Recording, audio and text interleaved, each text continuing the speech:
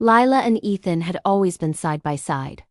Not from birth, not from kindergarten, but from those messy teenage years when you were just starting to figure yourself out.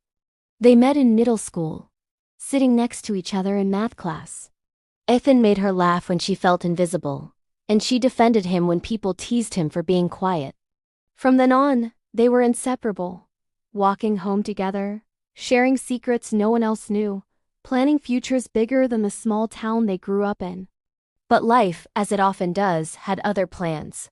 Ethan's dad got a new job out of state. The news came like a storm. On his last night in town, they sat on Lila's porch steps, the summer air thick with unspoken feelings. "Promise me we won't lose this," Lila whispered. Ethan's voice cracked as he answered, "I'll send postcards. Everywhere I go, you'll go too." And so began their story of distance. A week later, Lila found a postcard in her mailbox. It showed a beach with waves crashing under a golden sky. Ethan's handwriting sprawled across the back. "First week here. The ocean's louder than I imagined. Wish you were here to see it." Lila smiled, tears stinging her eyes. She wrote back immediately, telling him about school, about how quiet everything felt without him, about the empty chair beside her in math class. The postcards became their lifeline. Freshman year, Ethan sent one with a massive new high school building. "Got lost 3 times today. Made one new friend. But it's not the same as you." Sophomore year, Lila's card carried news of her first crush. "He asked me to a dance, but honestly, I just wished it was you." Junior year, Ethan wrote about a heartbreak, how someone laughed at him for playing guitar in front of people. "Felt stupid, but then I remembered how you always told me my music mattered. That's what kept me from quitting." Each postcard wasn't just paper and ink. It was proof they still belonged to each other, even across miles. But as high school grew heavier, the postcards came less often. Lila would run to the mailbox, heart racing, only to find it empty. Weeks turned to months, then a summer passed without a single card. She reread the old ones until the edges curled, wondering if Ethan had simply moved on. But deep down she knew sometimes distance wasn't just miles, it was silence that grew louder and louder. She would lie awake, clutching the shoebox of postcards, whispering to herself, "Don't forget me, Ethan. Please don't forget me." One spring, Lila's school took a trip to another city. Sitting in a coffee shop, she glanced up just in time to see a boy outside, tall, carrying a guitar case. Her heart jumped. Could it be Ethan? She pressed against the window. But before she could run out, the boy disappeared into the crowd. She sat frozen, pulse racing. Was it him?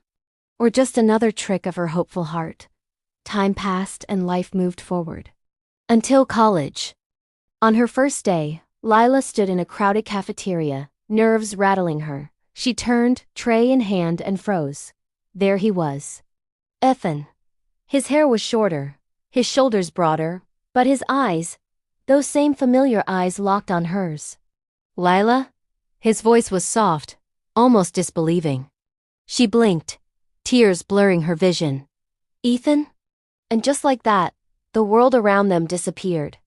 They dropped their trays, collided in a hug that felt like home, laughter and tears spilling all at once.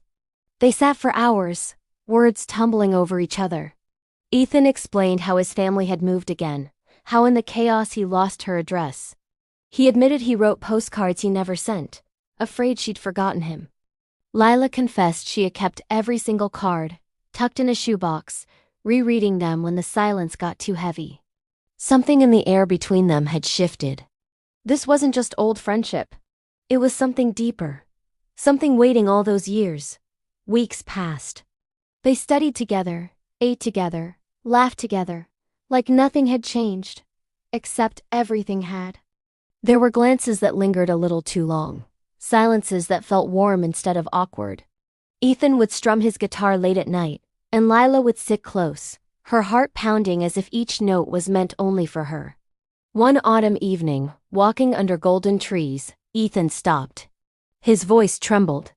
"Do you ever wonder," he asked, "if all those postcards were really just me trying to tell you something I couldn't say?"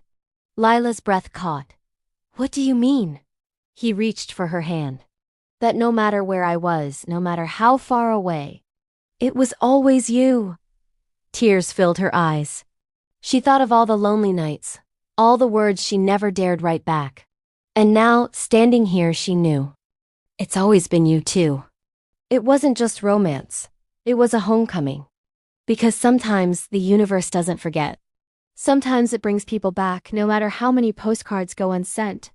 And for Lila and Ethan, every mile apart, every silence had led here where friendship bloomed into love, at last.